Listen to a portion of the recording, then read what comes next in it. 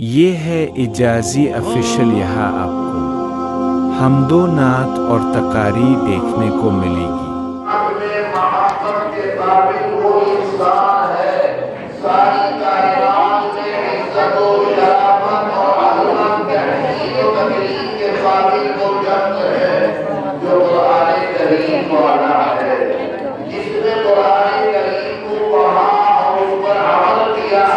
ساری کائنات میں سب سے زیادہ بہترین انسان وہ ہے۔ ایک شخص ہے بہت سی دولتیں اس کے پاس ہے، ایک شخص ہے بہت بڑا مالدار ہے، بڑی عزت و شرافت والا ہے، مگر اس شخص کو اللہ تبارک و تعالی نے اپنی کتاب مقدس یعنی قرآن کریم کا حامل بنا دیا۔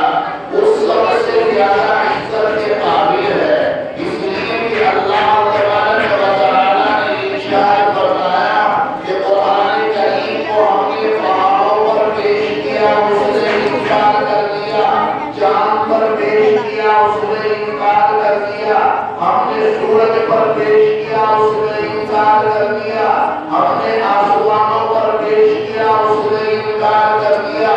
ساری کی ساری جو بڑی چیزیں ہماری نظروں میں ہے، پہاڑ ایک بڑی طاقت ہمیں نظر آتی ہے، چاند ایک بڑی طاقت ہمیں نظر آتی ہے، سورج ہمیں ایک بڑی طاقت نظر آتی ہے، بہت بڑی طاقت سورج کی ہے کہ ساری کائنات کو چمکا رہا ہے، بہت بڑی طاقت پہاڑوں کی ہے کہ زمینوں کی حرکت کو روکے ہوئے ہے، ساری کی ساری زمین کی حرکت کو روک رکھا ہے۔ یہ ستارے ہیں، آسمان کی دوری کتنی بڑی ہے، زمین سے لے کر آسمان کی کتنی دوری پر ہے، یہ ستارے بہت بڑی طاقت والے ہیں، لیکن اللہ نے ستاروں سے کہا، اس نے بھی انکار کر دیا، ساری کی ساری چیزوں سے انکار کر دیا۔ اور جب اللہ تبارک و تعالیٰ نے اس حضرت انسان کو پیش کیا، اس انسان نے جناب نبی کریم محمد عربی صلی اللہ علیہ وسلم کے صدقے اس قرآن کریم کو قبول کر لیا، تو جو ساری کائنات میں سب سے بہتر ہے، جو کائنات میں سب سے زیادہ طاقتور کہلانے کا حقدار ہے، اللہ کے نبی جناب نبی کریم محمد عربی صلی اللہ علیہ وسلم نے ارشاد فرمایا کہ اللہ نے جس شخص کو قرآن کریم عطا کر دیا، کل قیامت کا دن ہوگا، ساری کائنات حساب و کتاب کی لائن میں لگی ہوگی، نفسا نفسی کا عالم ہوگا، سورج سوا نیزے پر آ جائے گا، زمین کو تانبے کا بنا دیا جائے گا، اور جناب نبی کریم محمد عربی صلی اللہ علیہ وسلم ارشاد فرماتے ہیں کہ اس سورج کی تمام اور تیزی اور شدت کی وجہ سے انسانوں کی کھوپڑیاں ایک آندھی کی طرح پھیل رہی ہوگی، ہر شخص نفسا نفسی کے عالم میں ہوگا، پسینے میں کوئی بجلی کا ڈوبا ہوا ہوگا، کوئی گھٹنوں پر ڈوبا ہوا ہوگا، کوئی نام پر، کوئی سینے پر ڈوبا ہوا ہوگا۔ آج یہ سورج زمین کی عمر کے اوپر ہے اور جب ہمیں کھولا کر کے رکھ دیتا ہے، وہ لازم دن ہوگا کہ سورج سوا نیزے پر ہوگا۔ اللہ کے نبی حضرت نبی کریم محمد عربی صلی اللہ علیہ وسلم ارشاد فرماتے ہیں کہ حافظ قرآن کو جو لایا جائے گا اللہ کے سامنے، اللہ تبارک و تعالیٰ فرمائے گے ان سے کہو ابھی نور کے ممبروں پر تبلیغ کرے، پہلے وہاں پر سیر و تفریح کرے۔ آج ہم ہیں، گرمی کا زمانہ آتا ہے، پہاڑوں کی وادیوں میں جاتے ہیں، جنگلوں کی وادیوں میں جاتے ہیں، ٹھنڈے علاقوں میں جاتے ہیں، یہ دنیا ہمیں سب دکھا رہی ہے، یہ دنیا کے نقشے ہمیں سب پر قیامت کے دن کے نظارے بتا رہے ہیں۔ وہ ہر شخص بھاگتا نہیں چاہتا، چلو ایک دن دو دن کے لیے ٹور پر چلے اور کسی ٹھنڈے علاقے کی تفریح کر جائیں۔ ایسے نامعلوم وقت میں اللہ تبارک و تعالیٰ حافظ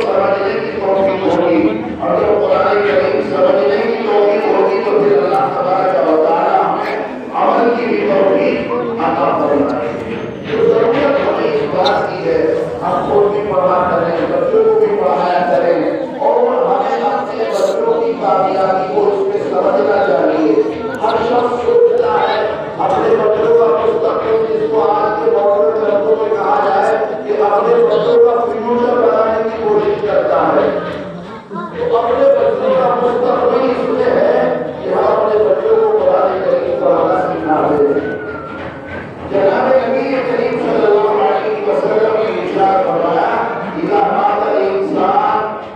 انقطع عنه عمله إلا من صدقة جارية أو علم ينتفع به أو ولد صالح يدعو له. اللہ کے نبی جناب نبی کریم محمد عربی صلی اللہ علیہ وسلم نے ارشاد فرمایا ہر شخص کو مرنا ہے. وہ لوگ مرنا ہے. ہم بیٹھے ہیں آج سن رہے ہیں دیکھ رہے ہیں آپ ہمیں دیکھ رہے ہیں ہم آپ کو دیکھ رہے ہیں. اتنی مثالیں ایسی ہم سنا کرتے تھے دیکھا کرتے تھے سنا کرتے تھے بیٹھا کرتے تھے ان کے ساتھ. آج وہ نہیں ہے. ایسے ہی ایک دن ہماری زندگی میں بھی آنا ہے. اللہ اس وقت کے آنے سے پہلے ہمیں دنیا کی توفیق عطا فرمائے. یہ کوئی داڑھی نہیں ہے. یہ حقیقت ہے کہ اس کو ہمیں بولتے رہنا چاہیے. اس حقیقت سے جب ہم نے بولنا چھوڑ دیا تو یہ حقیقت ہمارے دلوں سے باہر نکل گئی. ہم رات کی دنیا بولتے ہیں اس لیے دنیا کی حقیقت ہمارے دلوں میں آ گئی.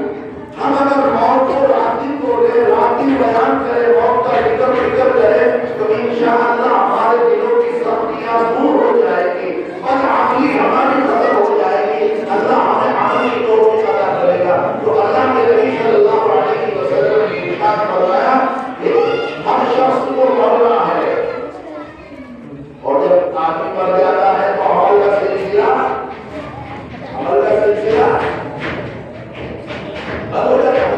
آدمی کتنا بھی بڑا بہادر گزار ہے مر گیا تو ختم ہو گیا. آدمی کتنا بھی بڑا مردہ نہیں ہے مر گیا سارے بات نہیں اگلے ہاتھ چلی گئی. جیسے اولاد نے قبضہ کر لیا وہ ہونا نہیں ہوتا. تو جب انسان مر جاتا ہے تو عمل کا سلسلہ بند ہو جاتا ہے. عمل اچھا ہو یا برا ہو ہر عمل اس کی ذات سے منقطع ہو جاتا ہے. لیکن اللہ کے حبیب صلی اللہ علیہ وسلم نے ارشاد فرمایا کہ تین چیزیں انسان کے ساتھ جڑی ہے. تین چیزیں انسان کے ساتھ جڑی ہے. وہ کیا ہے؟ الا من صدقۃ جاریہ. اگر کوئی شخص صدقہ جاریہ کر گیا اگر کسی شخص نے کوئی صدقہ جاریہ کر دیا تو اللہ اس کا ثواب اس کے مرنے کے بعد بھی اس کو دیتا رہے گا. مثلا آپ نے کہیں کوئی راستہ بنوا دیا کہیں راستے میں روشنی لگوا دی کہیں راستے میں راہگیروں کے لیے پانی کا انتظام کر دیا کہیں کسی غریب کا مکان بنا دیا کسی بیوہ کے بچوں کی شادی کرا دی کسی یتیم کے سر پر ہاتھ رکھ دیا یا کسی مدرسے میں آپ نے پیسہ لگا دیا قرآن کریم پڑھنے کے لیے رکھوا دیے حافظ قرآن کو لباس کروا دیا مدرسے کے اندر تعمیر کرا دی مسجد کے اندر پیسہ لگا دیا. یہ ساری چیزیں کیا صدقہ جاریہ ہے. صدقہ جاریہ کا مطلب کیا کرنے کے بعد یہ سلسلہ جاری رہے گا. یہ سلسلہ رکے گا نہیں یہ سلسلہ برابر جاری رہے گا. تو اللہ نے حبیب نے فرمایا کہ اگر انسان اپنی زندگی میں کوئی صدقہ جاریہ کر گیا تو اس کا ثواب اسے برابر ملتا رہے گا. مجھے ذرا سا واقعہ آتا ہے توجہ رکھنا میری طرف. ایک شخص کا بیچارہ بڑا مالدار آدمی تھا کارخانے کام تھا اسے انگور کا بہت شوق تھا. کہے گا تھوڑا سا بول جائے تو کہے گا سب جانتے ہیں ایسے وہ جانتا رہا اسے انگور کا بہت شوق تھا. تو جب وہ اپنے گھر سے نکل کر اپنی فیکٹری جایا کرتا تھا تو راستے میں منڈی پڑا کرتی تھی تو وہاں سے انگور لے کر فیکٹری چلا جاتا تھا وہاں سے بڑا کو لے کے گھر بھیج دیا کرتا تھا. اور جب دوپہر کا کھانا گھر کھانے آتا تھا تو وہ کھانے کے ساتھ انگور لیا کرتا تھا. اس کی ایک عادت تھی. چنانچہ اپنی عادت کے مطابق وہ اپنے گھر سے فیکٹری کے لیے نکلا اور راستے میں اسے منڈی پڑی وہاں سے اس نے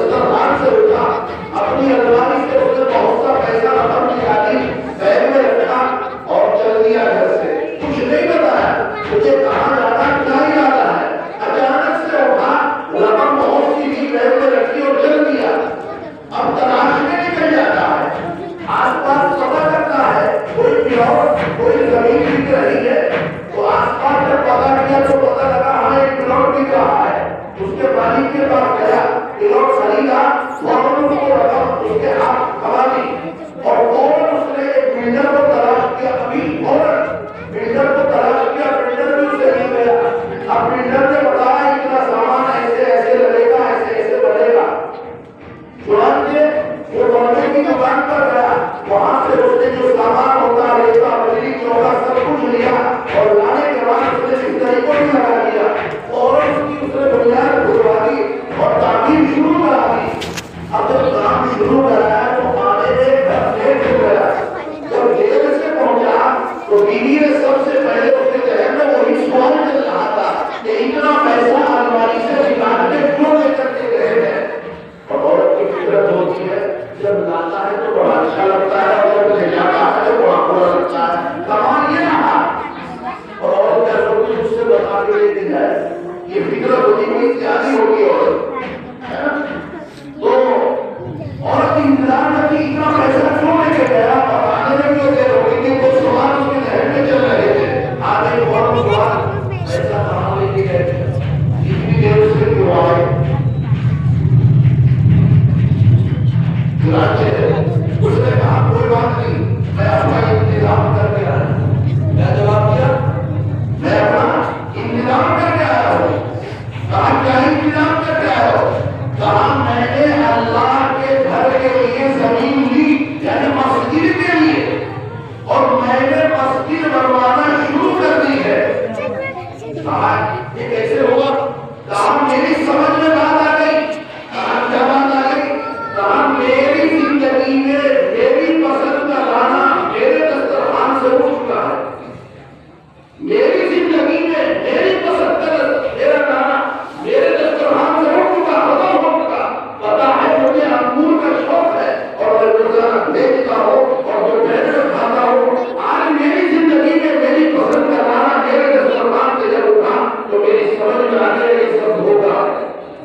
میرا کچھ نہیں ہے، میرا وہ ہے جو میں اللہ کے گھر میں لگا رہا ہوں، اور بس یہ آج میرے دل کو لگ گیا کہ یہ میرے کام آنے والی چیز ہے اور میری آخرت کا یہی سامان ہے۔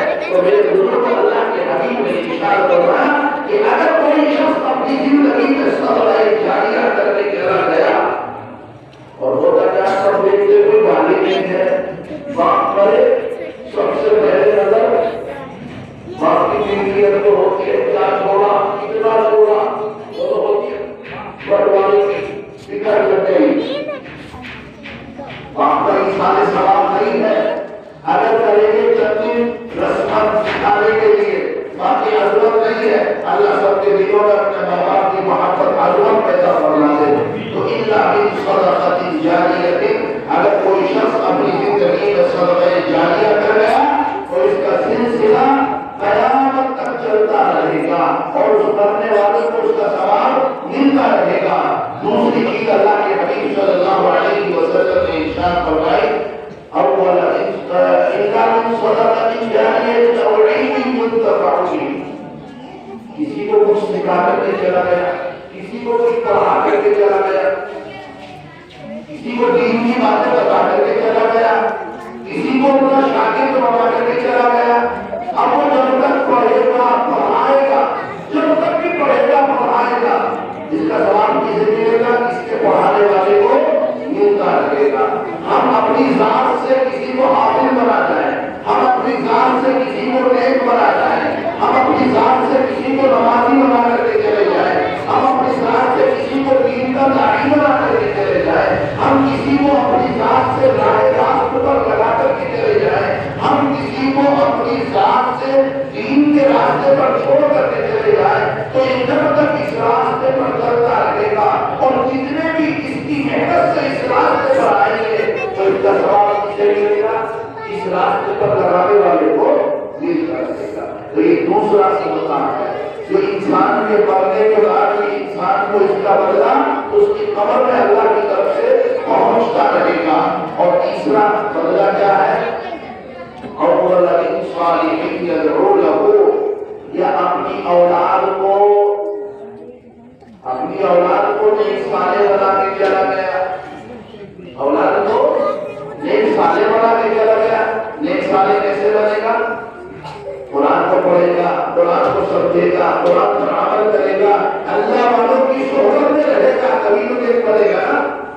لیکن ہوتا کیا ہے، بچہ ذرا سا بڑا ہوا، ذرا سا بولنے کے سمجھنے کے قابل ہوا، بچے کی انگلی پکڑی اور اسکول میں لے کے جا رہا ہے، بچے کا بستہ ہی اپنی کمر پہ ڈالنے جا رہا ہے، بولو ہے کہ نہیں؟